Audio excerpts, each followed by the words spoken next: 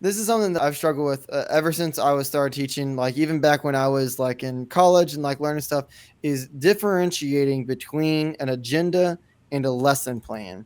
And then I heard of this thing called a lesson design, and I was like, "Oh, great! Now there's three of them that now now I have to figure out the difference between the two." So before we do anything, can we just talk about what the difference is between these things so we can at least just help me out?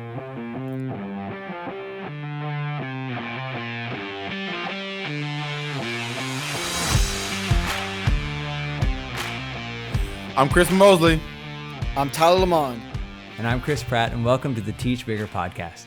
So in our last episode, we spent a lot of time talking about the pillars of remote lessons and really diving in and trying to figure out like what makes a good remote lesson and how do you get prepared for that. Well, so today we want to kind of follow up with that, and we're going to talk about the art of lesson design. So Tyler brought up a great point. So, you hear lesson plans, agendas, objectives, like all these different things that administrators want us to be a part of and we know is good practice in teaching. But after a while, it all becomes a little muddy. And today we're going to talk about something that maybe not a lot of people have heard of, but we kind of wanted to dive in and give you an understanding so that way you have more tools to really equip you, whether you're teaching face-to-face or remote learning.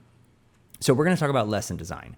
And this is something that was kind of new to me later in my career that I hadn't really heard too much about. And I honestly heard a lot about it from the Schlechte Center. So I don't know if you're familiar with the work of Phil Schlechte, but I would encourage you to do a little bit of diving into some of his work. And you can find a lot of information about him online, but he has some really great thinking. But he talks a lot about lesson design. And lesson design is very unique in that it's not something that you do every class period. It's not something that you do every day. The first step in lesson design is to understand like what is worthy of lesson design. So what we want to do is we want to really take a look at our standards. We want to take a look at our students and say, where's their areas of weakness? What are the things that they really need to know? And then we have to make a decision. What are we willing to commit a good amount of time to design a lesson that is going to launch us into content for weeks to come? So it's not about a lesson plan where it's like something I'm doing every day or every week, but it's about designing basically an experience for your students that may last a day, it may last a week, it may last a unit, but it's like the heart of what you're doing in this time, and it's going to propel you to move forward. So Tyler, to kind of answer your question, lesson design is really a system of looking at your content and diving deep in to pull all the main points out so that you are equipped to do your day-to-day tasks. So does that make sense?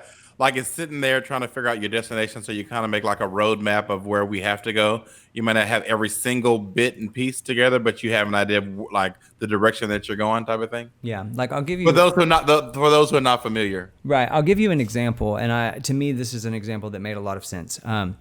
Tyler and I, whenever we were teaching high school band together a few years ago, we had decided one summer that the band was in need of a major culture shift, right? And we looked at all the things that the students were going to need to do for the upcoming semester. Marching band, which involves a whole lot of student leadership, traveling. We were going to be doing everything from fundraising all the way to learning really difficult music and trying to play and march it. And so there was a lot of elements there, and we realized that we were lacking in some major areas, not necessarily music skills, but in areas, social development areas, and culture areas that were going to inhibit the learning of the students, okay? So for example, I can't run an efficient and an effective rehearsal with student leaders if my students don't respect one another. And they're not going to respect one another just because I say, you need to respect one another. That's one of our rules, right? It's not going to happen. So for us in this instance, our content was very much based on culture and social expectations, right? And teaching those soft skills and teaching kids, how to collaborate, how to do teamwork, and how to interact with each other. I get it. If you're in a math class, that's probably not necessarily the biggest content, or it might be. I don't know. It might be a roadblock to you, but that's an example. There could be really important content that you're doing in your classroom that is absolutely a skill, like a standard in your TEKS or in your state standards or whatever it is. And if that's the case, you're going to want to center in on those things. So in my example, it is about, social aspect, right? Social and emotional learning, but you can do this with actual content as well. That's standards driven. So, and in fact, you should do it with that as well. So it's equal there. So in our example, what we did was we probably spent, 2 weeks or so, and it was a total, maybe 30 something hours. It was a ton of work. But we designed, but we designed a 3-day camping trip for the students, where we took them on a field trip, we took them camping, and we had basically, 36 hours worth of content that we had to present to them. And so, but we knew that the investment was going to get us a great return because it was going to shape the kids for what was to come, and it was going to build the foundation for everything else that we were going to teach them. So for us, it was worth the time because it was a pivot, it was a milestone in our curriculum that it enabled kids to be able to do the other things we needed them to do. Okay, so I have a question. So, because I've done this, I've never actually put a label on it as far as like lesson, design like that way. So, I think this might be helpful for some people. Can you talk about some of the initial conversations, like the first conversations you guys were having? Like, okay, we have to do this, right? And you guys sat down to do it. Like the first conversation you guys have to put things in place, because you have to figure out a lot of things to kind of get you going. So what questions were you trying to answer? Those type of things. Like what were some of those things? So I know that when we were talking about this stuff, it was mainly because we kept trying to do something and it kept failing. We kept trying to do whatever, and then we kept asking ourselves, like, well, why is it failing? Like, what is happening? And let me just interject there, Tyler, because what you're saying is so important. Because for our listeners who are teachers who maybe are not in an extracurricular activity, right? You might be able to look at it and you go like, I keep teaching this math concept, or I keep on teaching like this era of like history, and the kids aren't ever grasping it no matter what I do. That is a perfect opportunity to stop and say, maybe I need to take time out to design lessons rather than just do lesson plans. And that's where we're going with this. This is whenever, Tyler's exactly right. This is when you identify that we have a hindrance in our year, in our curriculum. And if I don't intervene, then things aren't going to get better. And so this is like an intervention technique in a way. So would you say like the initial conversations to get started was like finding out what gap needs to be filled between an instruction and end result? Absolutely. Yeah, that's exactly what it was. Because we were sitting there and we were trying to figure out like why this wasn't working, and we realized it was this cultural aspect that we were missing. So then we asked ourselves, like, what were the kids missing that we were expecting them to already have? And this is actually something that I still fall into now with my media class, is that there are certain things that I just expect them to do, and I'm realizing like, oh, they can't do this. Like things like typing. Like kids don't know how to type, which is strange. But then again, you think about it, well, they're too busy with their thumbs. Like they don't know how to use all 10 fingers, things of that. Now, Pratt, so I am assuming like when I was teaching percussion, and I remember we were on a bus going to a competition or something. And I was I think it was in my student teaching, and I had like a little legal pad. And I just wrote down, like, I made a huge list of all of the weaknesses of the kids and all of the things that they should be able to do. Would you say that was the beginning steps of making like a lesson design? Yeah, I definitely think so. And as we get into today's podcast, we're going to kind of talk about, 4 steps that kind of take you through this process, like 4 major things that you need to take into consideration when you're doing lesson design. But one of them is definitely being able to assess your students. Like, you have to know where they are, where they need to be. And this is a very goal-oriented process. Like, you should have some clear outcomes in the end. Okay. So like you said, Mosley, I think a lot of people probably do this. We probably have listeners who are like, okay, well, I've done that before, but I've just never thought of it as quote unquote lesson design. And I mean, this is not like lesson design is not, it's a buzzword in education. I mean, it's definitely not a teach bigger idea, but we're kind of investigating it and saying like, how does it work and what does it look like? And so you go ahead. Oh no, and I think that part of lesson design looks different when you're like at the same school, and you've had a chance to like know, like I know what's missing. Then whenever you're going to new school because you don't have a lot of things available, so I think probably the things we will talk about will kind of help even people, new teachers at a new school, kind of make a plan for themselves too. So Right. So, I mean, let's kind of dive in for a second and just look at that. So like you were saying, Tyler, okay, so like you have an agenda, right? And that may be something that you put up on the board and it's like, this is the order we're going to do things today. 1, 2, 3, 4, 5. We're going to get those things done. Okay. That's an agenda, right? That's not a lesson plan. That is an agenda because it's showing you and the students, it's keeping you in order. Okay. Yeah, it's broken down minute by minute. Right. So a lesson plan, on the other hand, which is what we mostly do most of the time, that's when you sit down for the day or the week, and then you say like, okay, these are the standards that I'm going to cover. This is the information I'm going to give. These are the vocabulary words I'm going to make sure that they know. This is how I'm going to assess it, and you kind of map all that stuff out to get you through your lesson or your day or your week. Okay, so that's looking at a lesson plan, and that's what most people do on a daily or weekly basis. But then we're talking about lesson design, and this is different because we're looking at a very big chunk of time, and we're looking at ingraining and introducing fundamentals, skills, or knowledge, and doing it in an engaging and impactful way so that you then can build on it as you move forward. It is a shift and a turning point for students so that because of this design and because of the things we did and the things that we experienced and what we learned from that, we were able to build and grow on it. So really, this is not, this week we're covering standards 1, 2, and 3. This is over the course of the unit or the semester, we've got to get from point A to point B. So this is worthy of our time to decide, what do we do from this time to this time to make that happen? So this is kind of like the really, really big picture. Yeah, big picture. That's what I was going to say, big picture.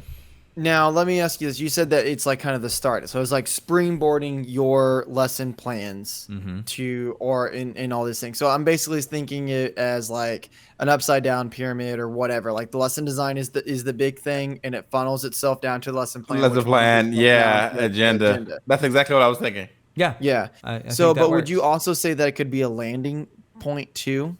That maybe this lesson design is building up to like one giant project or something at the end, or is it more of a thing that starts you? That's a good question. And I probably want to think through that, but initially maybe so. Maybe it becomes a culminating event, but I think that it also will move you into something else. You know what I'm saying? Because in other words, maybe it's not the first thing you do. Maybe it is a transitionary thing. So we've learned this information and we're ready to move to this, but we're going to have this experience in the middle to solidify it. I think that that's where so I mean, I don't want to say it's tried and true, like you have to do this first, second, or third. I think that it's more of the concept of saying what is worthy of the design process.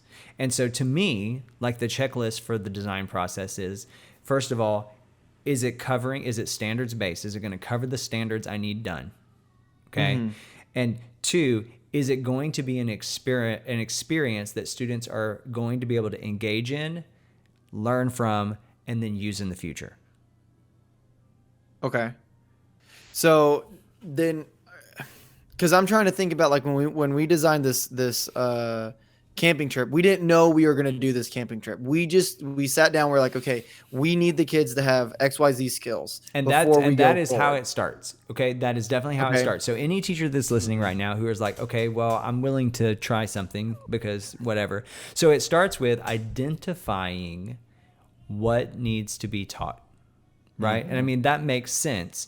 But, you know, you have some standards and you have some skills that you can teach them. Like, you know, I'm trying to think of an easy example. But, you know, I mean, in other words, it doesn't take some huge experience to learn it. I mean, maybe it's just a fact. Like, hey, 2 + 2 is 4. We need to know it.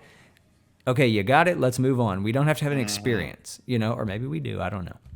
Okay, but then there are other standards that we have, and there are other skills that kids have to know that take some time to develop, and they're conceptual, and kids need to interact with them and, you know, wrestle with them so that they own them. And I think that it's those things that are worthy of lesson design.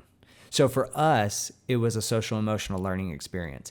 We knew that our kids were not going to be able to rehearse correctly. We knew that they would not be willing to cooperate, that they weren't going to follow instructions or whatever the case may be. It makes them sound like they were really bad. They weren't. But whatever the case may be, if they didn't have a concrete foundation of what leadership was, how to respect one another, how to cooperate, and how to do those things. So we had to plan something so that they would experience it, not us just telling them the information, but they had to have an experience so that they then owned it. And I think that's what we're talking about, is those concepts and those skills that kids have to own to move forward. So we've identified the problem. Okay. And I remember trying to talk about, like, okay, well then how are we going to do this? We know what the problem is, so how are we going to do this? And the way we figured out how to do this is we looked at our kids and we looked at our students and we said, well, what are they going to want to do? Like, how are we going to reach them? We had to know what our audience was. And for us, when it came to it, we were in more of a rural area where camping was a kind of a common thing that happened with students already. And in general, the school population of students didn't really do much. Like, they were looking for something to do. So we kind of capitalized on that a little bit. Right. And I think that it really comes down to knowing what your students are and who they are and what motivates them, and looking at their strengths and weaknesses and just what's available to you. We had a campground that was, what was it, like 10 miles? It was not very far. It was very, very accessible to everyone. Right.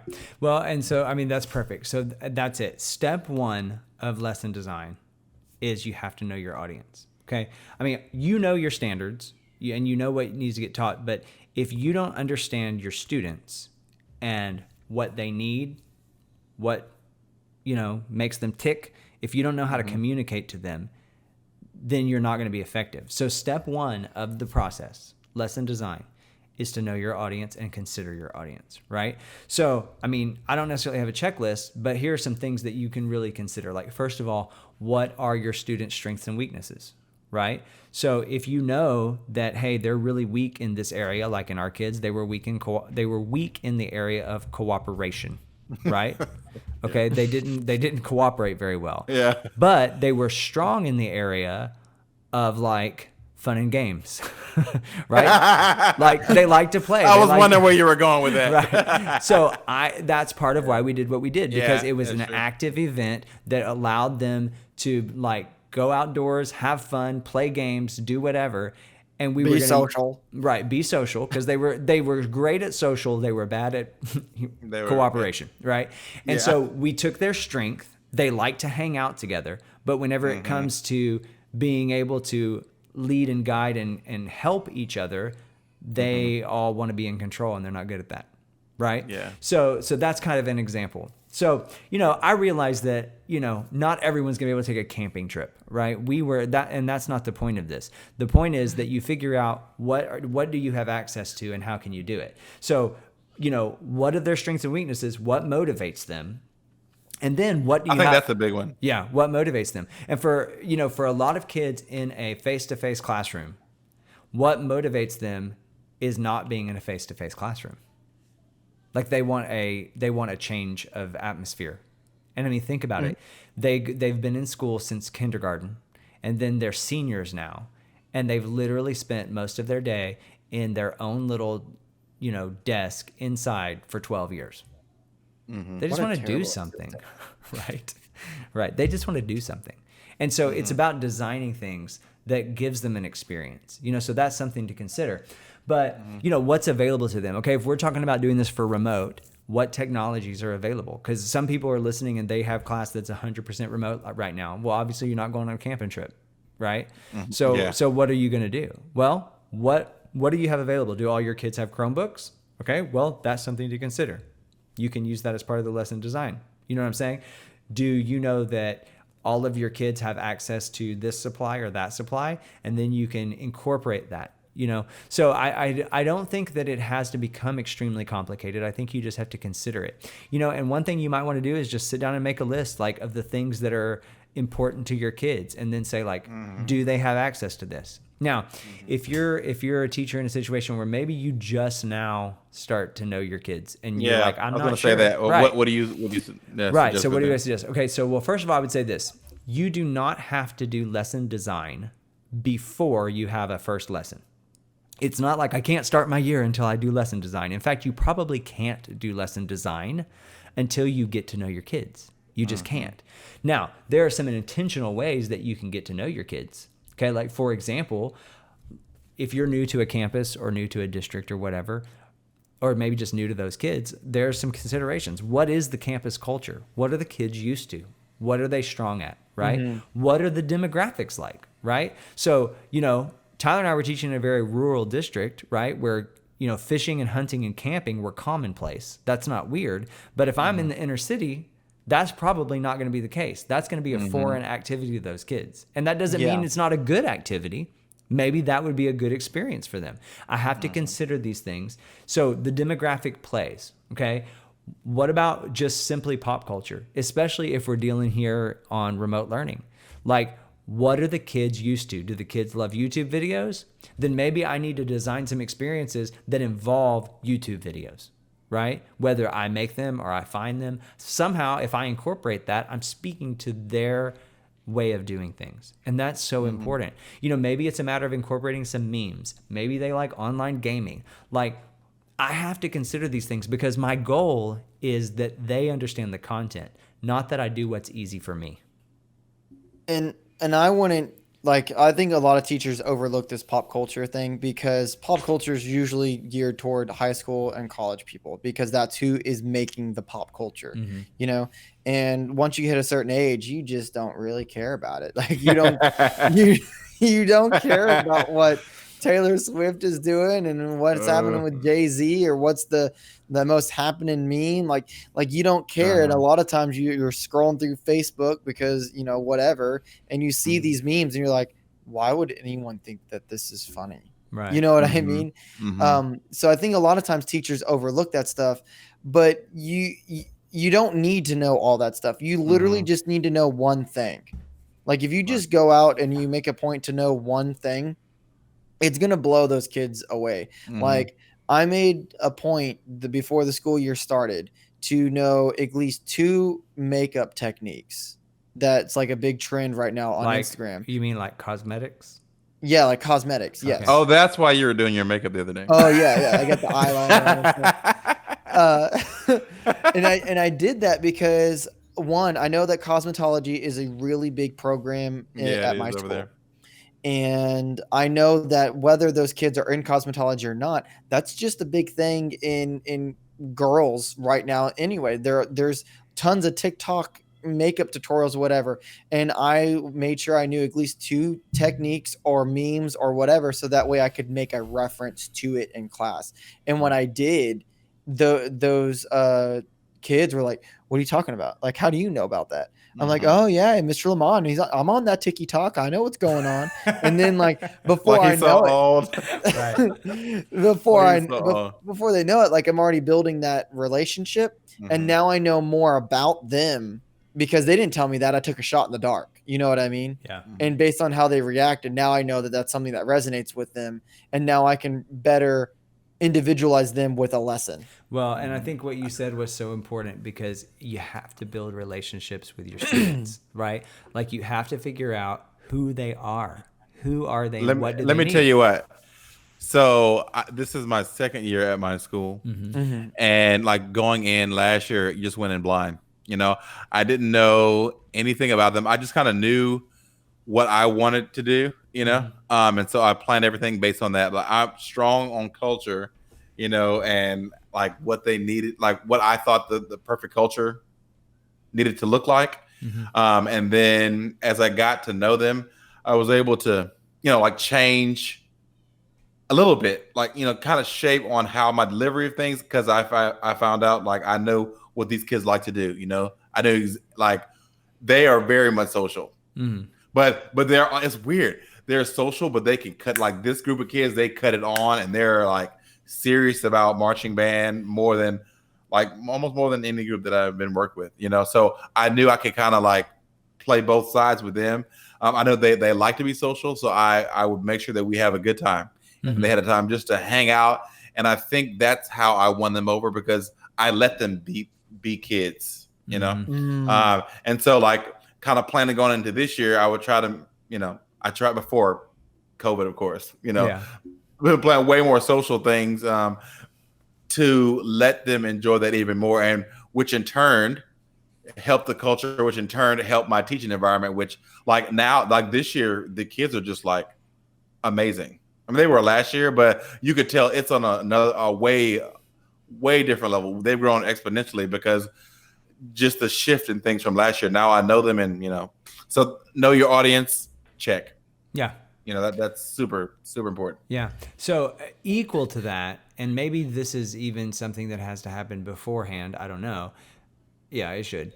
You have to make sure you know your content, right? So I mean, Tyler said we kind of started with like, okay, these are the skills the kids are lacking. Well, what skills? It was skills that we need to cover as a part of our content, right? So as an educator, it is our responsibility to make sure that we go in and we dive into our standards, whatever those are, whether they're skills based, whatever they are, and we say like, here's what I've got to get done this semester or this 6 weeks, 9 weeks, whatever it is. And when I look at those things, I need to be able to identify, okay, this I know I can easily accomplish, but this, this one, it's going to be more challenging for the kids. It's going to trip them up. And if they don't have an understanding of that, we're going to have an issue moving forward. That's the one I need to focus on when lesson design comes. Okay. Because I've got to make sure that no matter what, I get to those kids on this standard. So you got to be able to kind of unpack your standard. You have to know what it's about. And lesson design may incorporate several different standards. It may not be just this one thing, right? It may be 5, 6, 7 different things that you're going to expose them and lay a foundation for all of that. Okay. Okay, so this is why I asked you if it needs to be in the beginning or if it matters if it's at the end or whatever. Because, like, for example, with my class, my audio visual class, I am designing this, and I guess I just said it because I'm designing. So I'm designing this whole arc of audio for, movies and whatever. And at the end of it, because it's a small class, I'm going to have them work together, and they are going to be responsible for making all of the sounds for a like 10-second clip of like Wall-E or something. So they're going to like make all the crinkles and all the whatevers, and they're going to be the one who are choosing the microphones. Because like basically it's like I have this pie in the sky. This is my goal. I want them to be able to do this. I want them, and I have like a criteria list. I want them to be able to pick the mics themselves. I want them to be able to set it up themselves. I want them to be able to record it themselves. Like all of these things. And it's all leading to this giant thing, to this giant project that's going to be at the end kind of deal. And I guess I did just say it like, so I'm kind of designing this whole arc of lessons. So is that like what you're saying is like lesson design? I think so. Yeah. Because Wow. I don't think that Well, lesson. look at me go. Right. I don't think lesson design is one thing. I don't think it's like one lesson that you do. Right. It might be a big project that you do, but it's not like I've spent all this time and I've done all this research and I've got all these activities so that it can last for 30 minutes. Okay. It's something that's going to encompass more. right? Mm-hmm. So I mean, bigger umbrella. right. So in your content and your standards, you're going to have to figure out what is worthy of this. Okay.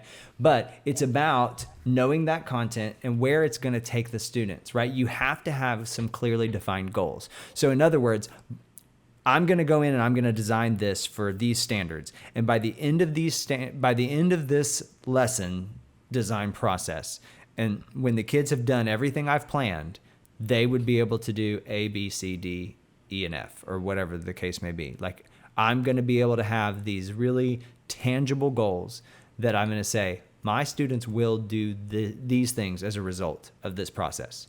You know, for us in the social emotional learning, for us, it was like our kids are going to come out and they're going to understand what cooperation really is. They're going to understand what humility is. They're going to understand how to speak to one another in a way that motivates each other rather than tearing each other down. Like, whatever the case may be, like, we discussed all of these things. So okay, so I'm thinking about classroom culture and how this is, because like the camping trip was definitely designed to build classroom culture. That was like mainly like the main point, because the culture was bad. And I'm thinking about the lesson. I'm thinking about, stop making fun of me. So No, you're like, because the culture was bad. Like, tell us how you really feel. well, it was bad. I was there. Yes, I work with you. Okay. So, and I'm just thinking about how in my last class I introduced a lot of the concepts, because we're moving away. First we were talking about how to build computers or whatever, so that way the basis of that, and then now we're moving into like this soundscape and in all of that type of deal. And I played them audio podcasts, audio dramas and whatever, and it was crazy to see how just that little bit united these kids, and that they were just like, oh my god, that is so cool. Like, how do we make that happen? Like, how do we do that? And like, that was a byproduct, you know. That wasn't even my purpose. My purpose was to just get them, you know, like, hey, like, I'm trying to do some pre-knowledge, you know, like trying to get some things going on, because it was literally the last 20 minutes of class before we ended. So oh, go ahead. No, if you were going to finish something. So it just makes me think that you're putting it, because I know that there's a lot of fear when you do when you put a lot of effort into a lesson plan, right? And you start it, first 5 minutes in, it all blows up, and it was like, wow, I wasted all this time on this awesome lesson plan, and it did not go the way it was supposed to go, which is totally fine. But the amount of things that you are going to plan with this lesson design, and the amount of things that you are going to do, and everything that's going to happen, even if it misses and it doesn't hit 100%, the shockwave will still affect the kids in a positive way. Okay, that was beautifully stated, because you've got it exactly right. Because this isn't a lesson plan. Thank you. Yes, this isn't a lesson plan. You're not going to walk in and go like, okay, in this class period, I did it. And now it either worked or it didn't. Those guys don't know what they're talking about. Okay, it's not this. It's exactly what you said. It's designing. Basically, I hate to use this word because it's so teachery, but it's kind of like designing a toolbox of opportunities, right? That I'm going to pull from, and that at any time I use these, they are going to, like you said, send shockwaves that are going to start to shape the kids' understanding. An educational shockwave. I love it. And the bigger you teach, I don't know. Shockwave. I don't know why you said that. You love using those like teacher. No, I don't. Right? I hate. You are full of those. You are full of those. I didn't say I'm not full of them. I just said I hate using them. Like, I hate using that, but I have 7 more to use. Well, it's because I need to think of something better. But I get tired of going like, stick it in your toolbox. Well, okay. I hate that. But it is what it is. It is. You know, it kind of reminds me of like the like in my master's program. So in lesson design, you know, you dive deeper into the content, you ask questions, you know, you kind of dig more, you know. Yeah. So I think in that time you grow on a teacher level too. So even if you go to implement something or like a certain lesson and it doesn't like have an aha moment, I think as a teacher, you still grown and you're still able to teach with more intention after that, you know, so you can come back and still be able to ask questions like, okay, this didn't go right. or didn't go the way I planned, I can, look at it in a different angle or whatever for the next time. But you spend some time with the lesson design and study, as we would say. So you still, it's almost a win-win, and Right. every lesson doesn't go as planned, but you still grow because you've taken that time to do that at the beginning. Right. Because That's true. this is a process for you as a teacher. This is for you. This is to equip you.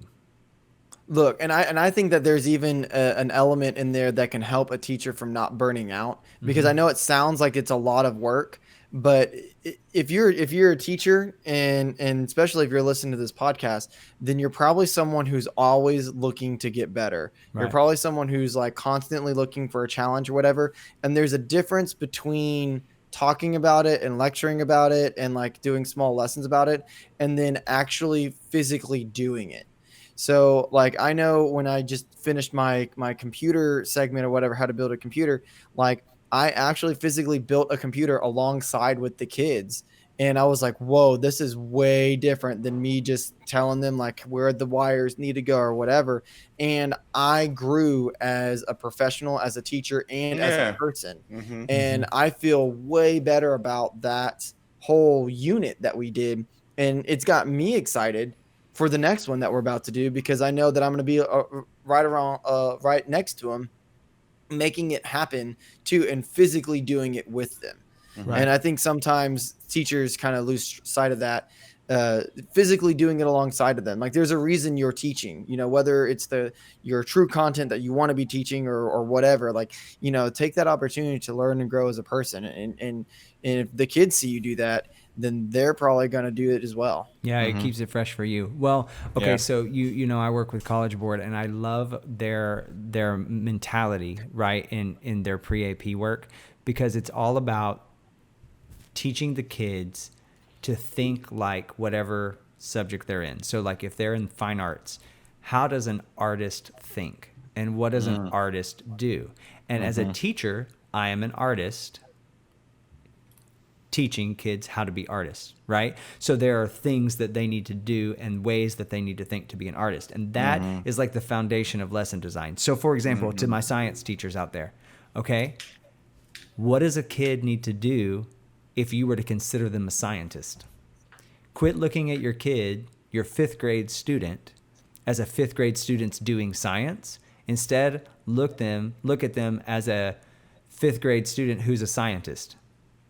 That's the foundation of lesson design, because now I'm looking at it from a skills-based, a standards-based thing, saying, what do they need to be able to have holistically to be able to execute their experiments, And, okay, math. Think about that too. So I don't mean to cut you off, but like when you said that, one where you said artist, like I noticed in like on the college world, on the college level, like being with those group of students for a while, that was used a lot, like, artists, and that's how they talk to them. So when I left the master's program, I think my plan, so this was lesson design, is I was trying to think, what is it that I have to impart on the kids, culture-wise, information-wise, knowledge-wise, feedback, so they can communicate the way I want them to.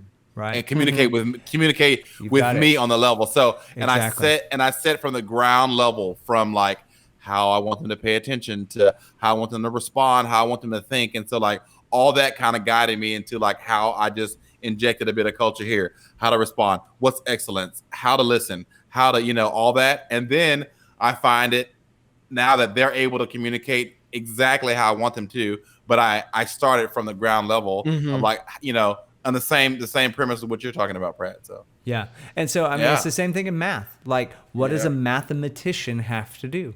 Right? Okay. Whatever the case may be. What does a writer do? So I mean you fill in You fill in your content. Okay, you fill in your content, because undoubtedly writers have to think a certain way. They have to consider certain things. They have to experience certain things to make their writing effective. It's interesting that we're talking about that, like the way we are, like, what is the drummer supposed, like, how would I expect them, like, even though they're sixth graders, like they're now musicianists, or now they are now photographers, or they're now, athletes or whatever. It's very much kind of like the Nine Intelligences by Mark, I can't remember his name, but I think we've talked about him before. I'm not entirely sure, but we should definitely make an episode about that, where we explore the Nine Intelligences, because it has a very much same type of background with that, where it's not about, oh, I'm a kinesthetic learner. You know what I mean? It's about, you use all three learning modalities in order to teach. Mm-hmm. And then you're more focused on the intelligence that you're trying to teach, Right. type of thing. Right. Okay. So first thing to consider in the first part of this is knowing your audience, right? Knowing your students and understanding, how am I going to speak to them? And then next is knowing your content, right? And you have to have those goals, and you have to determine, this is what I'm covering. These are the standards. I would really stress this. If this is not standards based, you're wasting your time. Okay, this can't be your pet project. I just want to make sure the kids experience the thing I like the most, because that's not getting you where you need to be. And whether you like standardized tests or not, that's not what I'm talking about. It's about the skills and the standards that your students need to know to propel them forward into higher levels and higher level thinking, right? Yeah. So those are the standards that we have to cover. And that's what's worthy of design. Now, you have lots of standards. Every standard may not be worthy of this kind of effort of design, but there are going to be those standards that are. And it's up to you as the educator to determine what those standards are. And if you're a new teacher, if you're new to the profession, I would encourage you, reach out to someone in your content area that you trust, whether it's an assistant principal, a curriculum director, your department chair, whatever, and just run it by them. Say, look, I'm really thinking about these standards as the foundation. Do you agree? What would you suggest? Don't be afraid to ask for help, because no one expects everyone to know everything. Right? Mm-hmm. So we have to work together. This is a team effort. We're trying to raise up our kids and give them the knowledge that they need to be successful in every area of their life. And so we can't just become isolated islands, and it's all this pride teacher thing. I don't want anyone to tell me what to do. And that's just a random aside there. There's your golden nugget for today.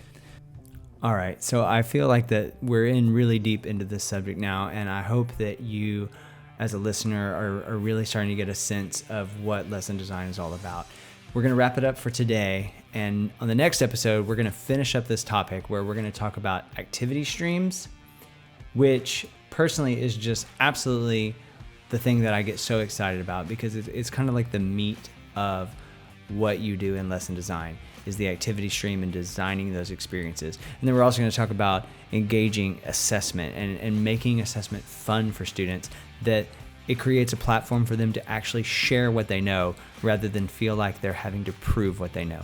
So thanks for tuning in today. Thanks for listening. And make sure that if you haven't already, subscribe to the podcast so you get notified when a new episode comes out. We've put out new episodes every Monday and Wednesday. Also, check out our YouTube channel, Teach Bigger. And we have some really engaging videos on there to help you with technology and different things like that. So thank you so much for your support. And we look forward to seeing you back here next time, when we finish up this topic of the art of lesson design.